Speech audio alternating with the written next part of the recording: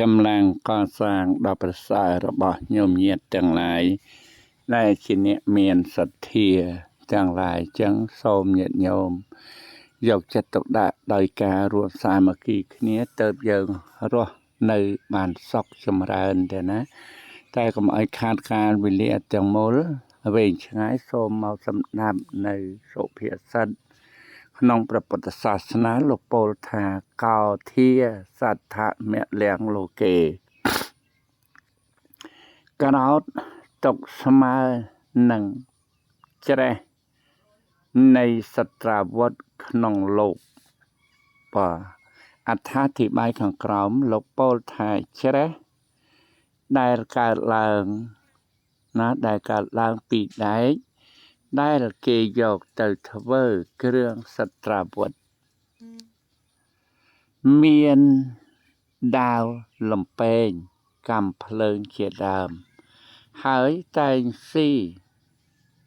សត្រាវុធនោះយ៉ាងណាមិញក្រោតក៏តែងបំផ្លាញខ្លួនយ៉ាងនោះដែរចិត្តដែលកើតឡើងប្រកបដោយសភាពខូខើ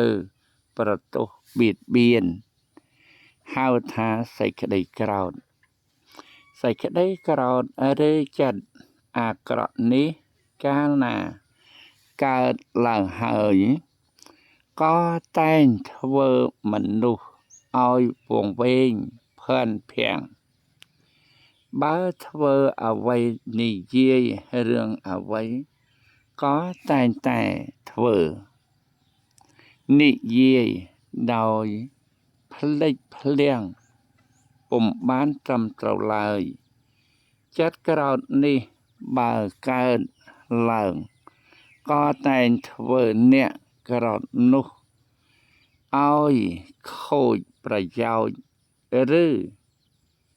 វិនាសខ្លួនក៏មានដូចគ្រឿងសត្រាវុធដែលត្រូវច្រេះចាប់ក៏តែងធ្វើឲ្យខូចឬបរើការមិនកើតលែងមុតតទៅទៀតដូច្នេះកាលណាចិត្តក្រោធកើតឡើងហើយគួរតែយកខន្តីធម៌គឺសេចក្តីអត់ធ្មត់មកគ្របសង្កត់ទៅបានសម្រេចនៅគោលបំណង